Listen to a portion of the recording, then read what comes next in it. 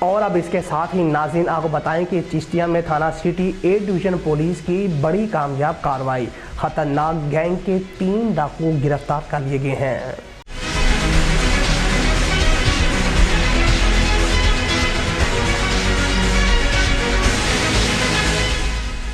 چشتیہ ڈاکوؤں کے قبضے سے 12 عدد موٹر سائیکل، طلائی زیورات، 2 پسٹل اور گولیاں اور قیمتی کپڑا برآمد کر لیا گیا ہے۔ خطرناک ڈاکوؤں کے قبضے سے 50 لاکھ روپے مالیت کا قیمتی سامان، LED کمپیوٹر، موبائل فونز بھی برآمد کیے گئے ہیں۔